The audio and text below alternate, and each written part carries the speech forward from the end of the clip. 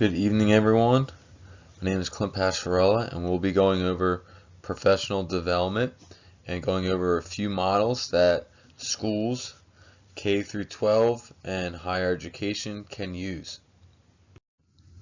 First, we're going to define professional development. So, professional development should include better learning outcomes for students, teachers finding new paths to teach, teachers develop better skills, so that could be with technology or new activities. Teachers gain knowledge and insight. Teachers to pursue more education. And then at the center of all professional development, it is the belief that efforts to improve student achievement can succeed only by building the capacity of teachers to improve their instructional practice and the capacity of student systems to promote teacher learning. Our darling Hammond, Andre, Richardson, and Oprah's 2009. So we're going to go over two models today.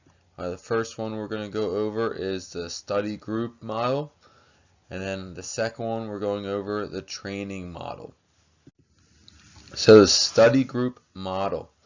Alright, discussions and collaborations between teachers about any area of education. Alright, one large group or small groups.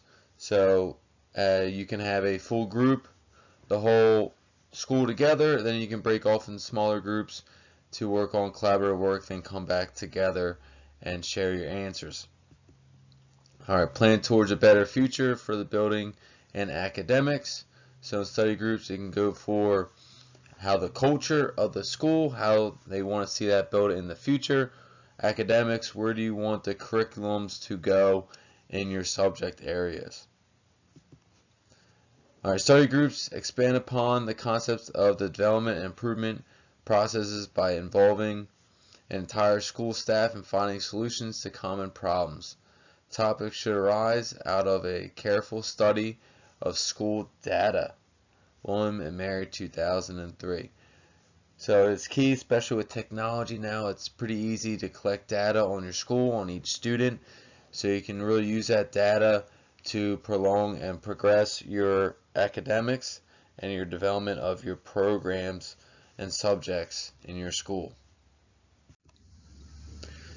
Studies continued, so we were analyzing the data, analyzing your students to improve your teaching ability.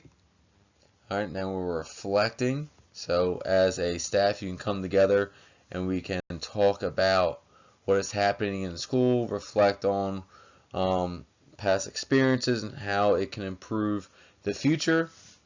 That could be with the culture, it could be with activities when you're in the smaller groups in your department of what activities work and which do not. Dialogue and collaboration, again, talking with one another to figure out what works, what doesn't, and you can move on and exit out some of the ones that do not. And then talking about what technologies that are new that you can bring to the table to help improve your teaching. Construct meaningful and current issues, concerns and issues. Again, so that's about the building, and you can bring it up to administrators because usually they're there in the study groups.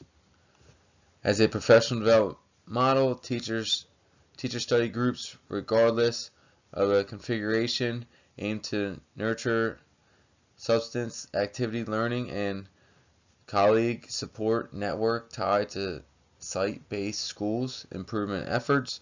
Teacher study groups can be formal or informal in nature, and topics can range from learning about specific learning strategies to study topics such as performance-based assessments. Moving on to the training model of professional development. Alright, so teachers can go to workshops that are in the building, out of the building. Alright, seminars that, again, they can bring someone in to do a seminar on a specific topic, or they can go somewhere to be a specific. Up here in Pennsylvania, professional development, we are allowed to leave and go to, let's say, a whole social studies department where they all go to a high school or some area that's all social studies teachers with different trainings, with different levels of education, and then you can go there and learn from a expert in that area. You can learn in small and large groups. All right, so if the presenter comes in to your building or virtually now, while you talk, they're up there presenting. You can be a whole building, and then you can split off into smaller groups. I just said in-house or outside companies. So if someone in the department or in the school district is a professional, an expert at some specific area. So if we have the special education, you have the head of the secondary special education teacher. She can come in and go over all the new stuff for that year for special education.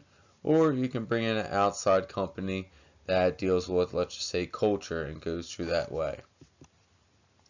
And then usually the trainings are a year-long process. You start in the beginning of the year, and then you have different times where they bring back, let's say, that presenter, and they go through and they collect feedback and progressions on how the school year is going.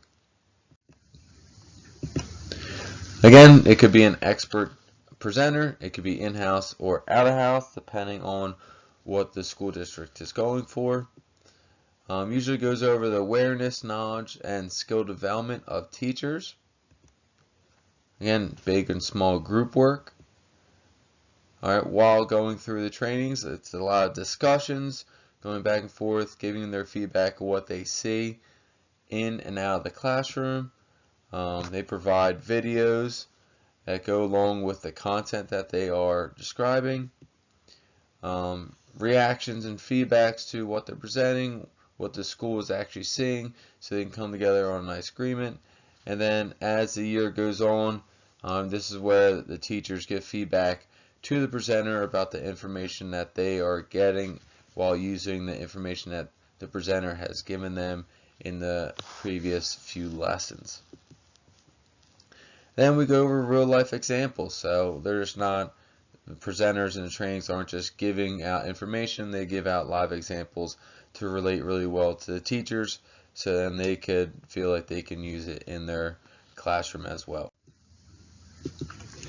Keys to success: in order for training sessions to have a lasting impression, there must be additional follow-up activities or sessions to allow for feedback and coaching as a newly learned skill is implemented and refined.